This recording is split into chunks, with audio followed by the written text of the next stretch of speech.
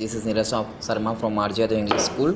Today I teach you science subject lesson number 4 heat class 7th. ठीक है.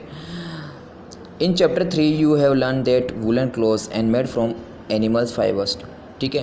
And you also know that cotton clothes and made from the plants fibers. We wear woolen clothes and during winters when it's cold outside. ठीक है. And woolen clothes keeps us warm and we prefer to wear light. ठीक है. Colour cotton cloth and we it is hot. यानी कि हमने chapter 3 तक हम पढ़ चुके हैं कि जो ऊनी वस्त्र होते हैं, ठीक है, वो ज़्यादातर रेशों से बनाए जाते हैं. और यही हम जानते हैं कि जो सूती वस्त्र होते हैं, ठीक है, वो पादप रेशों से भी बनाए जाते हैं. और शीतकाल में यानी जो विंटर जो होती है, ठीक है, उसमें ऊनी वस्त्र हम पहनते हैं. ठीक है. गर्म कपड़े जैसे हम पहनते हैं. और जो यानी जब मौसम गर्म होता है तब हम हल्के रंग के सूती वस्त्र पहनते हैं. ठीक है. यही बताया गया है. जैसे अपने बोलते हैं, जैसे अपने जो गर्मी जब आती है तब हम क्या करते हैं, सूती वस्त्र पहनते हैं. ठीक है. और वो जब ठंडी ऋतु आती है तब हम क्या करते हैं, ऊनी वस्त्र पहनते हैं. यही बताया गया है. ठीक है. एंड हॉट एंड कोल्ड के बारे में हम पढ़ेंगे कि क्या बताया गया है. तो in our day to day life we come across a number of object and some of them are hot and some of them are cold. यानी कि आप अपने दैनिक जीवन में जो वस्तु होती है संपर्क में आती है तो इनमें से कुछ गर्म है और कुछ ठंडी भी. चाय गर्म तथा बर्फ़ ठंडी होती है. ठीक है. T is hot and ice is cold. देखते हैं ना, जैसे चाय क्या होती है, गर्म होती है. ठीक है. और वही आइस क्या होती है, ठंडी होती है. ये बताया गया है. ठीक है. और इसमें अपने 4.1 में सामान्य जो वस्तुएं जो उपयोग में दी गई है तो उसकी सूची अपने नाम जोड़ी है. और वस्तुओं को गर्म और ठंडी करने पर जो चिन्ह करना है कि कौन सी जैसे वस्तु गर्म हो जाती है और कौन सी ठंडी हो जाती है, यही बताया गया है. ठीक है. 4.1 में हमको देख लेना है. आगे हम देखेंगे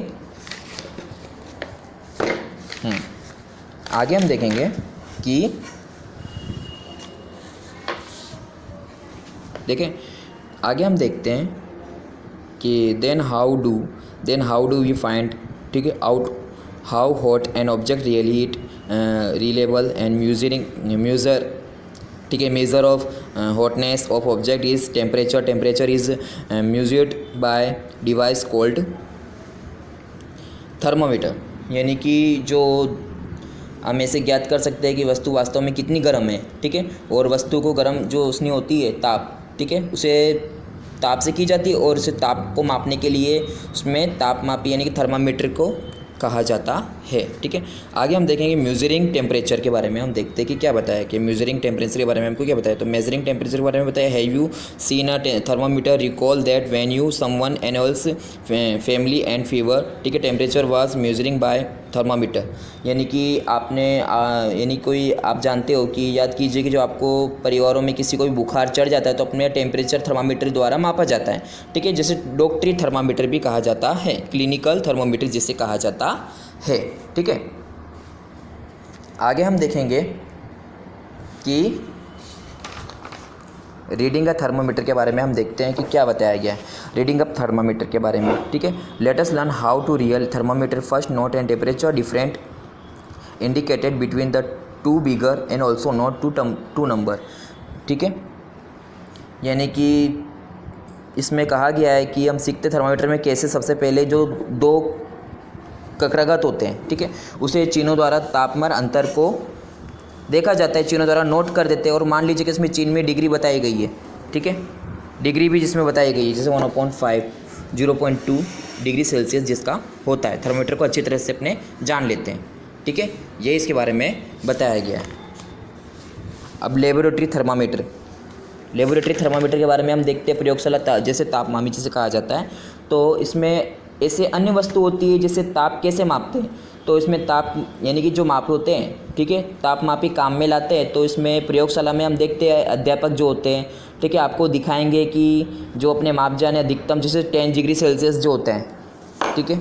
10 डिग्री सेल्सियस होता है. जैसे 10 डिग्री सेल्सियस से वो 110 डिग्री सेल्सियस होता है. तो जैसे डॉक्टरी थर्मामीटर में किया जाता है उसी प्रकार से हम किसी भी सबसे छोटे भाग द्वारा दर्शाए जाते हैं उसे ताप का मान ज्ञात करते हैं. ये इसमें बताया गया है. ठीक है.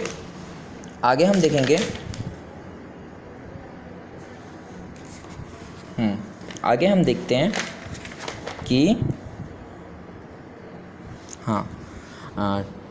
ट्रांसफ़र टू हीट, यानी कि उष्मा का स्थानांतरण, ठीक है।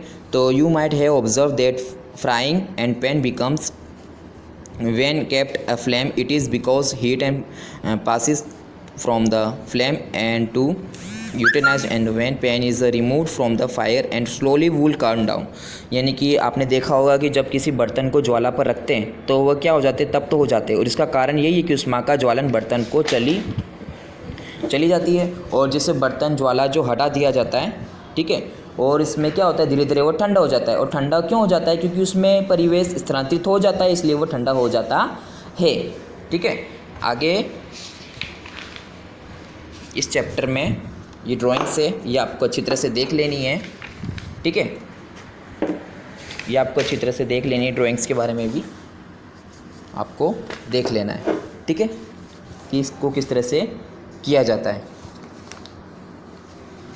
आगे हम देख ले कि जैसे मान लो धूप में निकल के हम धूप में खड़े होते हैं, ठीक है, तो उसकी गर्माहट जो महसूस होती है हमको, ठीक है, अनुभव होता है, महसूस होता है, तो अपने चालन द्वारा जो हम देखते हैं कि पहुंच जाती है, इसको प्रक्रम उष्मा स्थानांतरण से माध्यम से आवश्यक होता है। और पृथ्वी में जो अन्य अधिकांश जो माध्यम होते हैं, ठीक है, जैसे वायु नहीं होती, जिसमें वायु नहीं होती है, तो उष्मा का एक अन्य विकिरण जिसे कहा जाता है, क्या कहा जाता है, अनुमा का, यानी विकिरण भी कहा जाता है इसे, उष्मा का, ठीक है। और जब भी सरम जो यानी कि उष्मा का स्थानांतरण हो जाता है, तो हम किसी भी यानी हीटर के सामने बैठते हैं, तो इसे प्रक्रम द्वारा उष्मा प्राप्त होती है, ठीक है।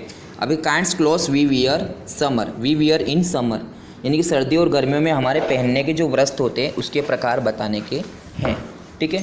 तो you know that summer and we prefer light coloured clothes, ठीक है। In winter usually we wear dark coloured clothes, why is not, let us find out. यानी कि सर्दियों में जो आप पहनते हैं, गर्मियों में हल्का रंग के जो वस्त्र पहनते हैं, ठीक है, सर्दियों में हम गहरे रंग के वस्त्र पहनते हैं, ठीक है, उसे पहनना हम पसंद करते हैं। क्यों? क्योंकि हमको पता है जब गर्मी लगती है तो हम किस तरह से वस्त्र पहनेंगे, सूती वस्त्र ही पहनेंगे, और ठंडी लगी तो हम क्या करते हैं, उन्हीं वस्त्र को हम पहनते हैं, ठीक है। यही हमको बताया गया है, ठीक है। जिसे अब इसमें देखो ये दो डिब्बे आपको दिख रहे हैं, ठीक है। इनमें से एक डिब्बा बाहरी ओर होता है तो पृष्ठ को काला और दूसरी ओर पृष्ठ सफ़ेद हो जाता है, ठीक है। एक तरफ काला दिख रहा है, दूसरी ओर सफ़ेद हो जाता है, ठीक है। और ये मात्रा में भरी और दोपहर में अपने लगभग 1 घंटे धूप में रख दें तो दोनों डिब्बों में से भरे जल का ताप मापिए, तो क्या आपको दोनों की ओर कुछ अंतर प्राप्त होता है, ठीक है। ये इसमें देखना है। फिर woollen clothes keep us warm in winter, ठीक है, यानी कि सर्दियों में ऊनी वस्त्र हमें उष्ण बनाए रखते हैं।